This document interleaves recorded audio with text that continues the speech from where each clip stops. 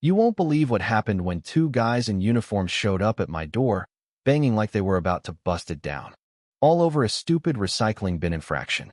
I stood there, heart pounding, thinking, this has to be a joke. But my homeowners association had just declared war on me, and little did they know, I'd been quietly arming myself with facts that would blow their little empire apart. This sleepy suburb was about to wake up in a big way. They messed with the wrong guy, and I was itching to prove it. Drop a comment on where you're tuning in from, trust me. You're going to want to hear how this unfolds. Hey, I'm Alex, by the way. This all kicked off back in the spring of 2023, when I was 38 and fried from years of sorting out other folks' real estate messes. I craved a low-key spot to chill in my early retirement, so I snagged this cozy old bungalow in a postcard-pretty neighborhood in suburban Texas. Manicured yards, friendly waves from porches, it screamed American bliss. Or so I thought. Turns out, I'd stepped into a nightmare run by rules straight out of a dystopian novel. The trouble started before I'd even unpacked my last box. A crisp envelope slid under the door while I was hauling in my couch. I figured it was a neighborly welcome. Nope. It was a $50 slap from the HOA for parking my recycling bin 2 inches off the approved zone. I grabbed a tape measure. Yep, 2 inches. My lawyer instincts screamed foul, but I was exhausted and just wanted peace. So, I forked over the cash, telling myself it was a fluke. Big mistake. If I could go back, I'd smack some sense into myself. A week later, another letter, $100 for my planters clashing with the neighborhood's harmonious palette. They even cited the Margaret-approved decor guide. Who the hell was Margaret? My plain clay pots suddenly felt like a rebellion. Then came $75 for my car, edging 3 inches over the driveway line's me own damn driveway. I measured that too, fuming at the accusatory tone, like I'd committed treason. By the fourth notice, I was boiling. $125 for excessive noise from my TV at 2 p.m. On a Tuesday. I was catching the news at normal volume, for crying out loud. But the fifth one? That was pure insanity.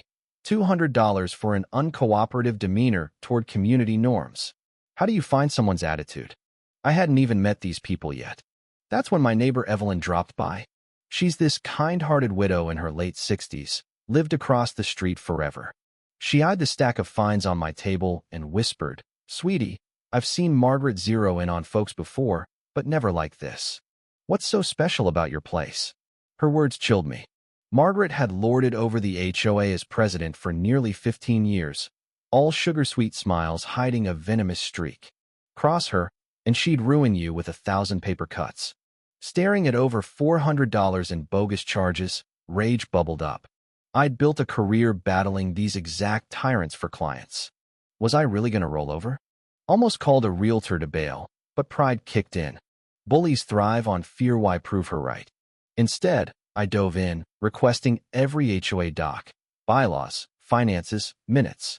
What I got was a ream of madness that'd make your head spin. The rules were bonkers. No plants that might trigger the president's allergies, hers specifically. Pet limit, 0.5 per home. Half a pet? Share a hamster? And flags had to follow the Margaret-approved patriotism protocol. But buried in the expenses? A $2,000 monthly facility lease for the community center. They'd always called it our building, hitting us with fees for its upkeep. If they owned it, why rent? My gut screamed scam. I phoned the office, asking about ownership. The secretary hemmed and hawed, promising a callback that never came. Then Bama $500 emergency upkeep levy per house, due in 10 days, no details. Calls bounced me around like a hot potato. Meetings were for engaged members only. Something rotten was brewing, and it felt aimed at me. Evelyn's hunch hit home. Maybe my house hid a secret. While Margaret ramped up her mind games whispering, I was unhinged door to door, killing my trash service, even fining Evelyn $1,000 for aiding disruption. I hit the county clerk's office in downtown Austin. Digging through deeds and filings with a grizzled clerk, we unearthed gold. Turns out, my bungalow came bundled with rights from dissolved Sunny Plains Holdings LLC. And their big asset? The community center. Congrats, the clerk said, you own it. The HOA had leased it from the LLC for years, oblivious that ownership transferred to me with the house sale. They'd been paying rent to their nemesis all along. I nearly cackled in the parking lot. The irony? Delicious. But I held my cards close, watching Margaret dig deeper. Anonymous notes slipped under my door. Back off, or else. A shady car staked out my place, snapping pics. Then a whopping $2,000 fine for endangering harmony. Overheard her plotting with a crony. If fines don't break him, we'll enforce harder.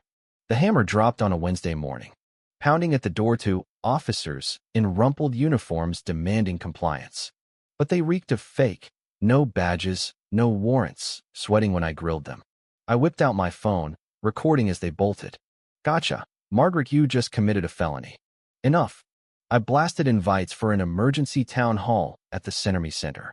Neighbors flooded me with horror stories. Mrs. Henderson fined $300 for air-drying laundry, skipping meds to pay. Mr. Thompson dinged $500 for a door shade off-spec. A family hit $800 for kids' chalk games.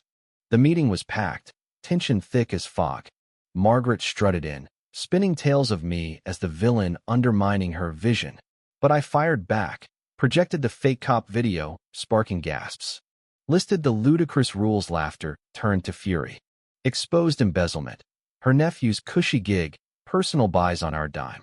Then Thomas, a board insider, cracked, flashed receipts for her luxury grill, yard work all HOA funded. Chaos erupted. But the nuke? Folks, I own this building. You've been renting from me. Proof hit the screen. Deeds, transfers. The room exploded. Margaret blanched, accused forgery. But testimonies poured out, like Mrs.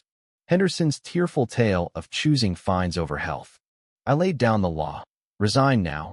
Refund all fines. Audit everything or I evict you and call the cops.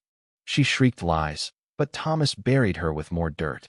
Vote. Unanimous ouster. Amid chants of out. Out. She crumpled, slinking away to mocking applause. Fallout was swift. Cops probed the impersonation. Audits revealed thousands stolen. Margaret faced charges, banned from HOAs, shunned. She slunk away in a U-Haul months later, our eyes locking one last Timino words needed. The neighborhood bloomed. No more petty rules. Refunds flowed. Parties roared. I leased the center fair, donating to victims. Who knew retirement meant toppling a despot? But here's the controversy. Was I too ruthless, owning the center and wielding it like a weapon?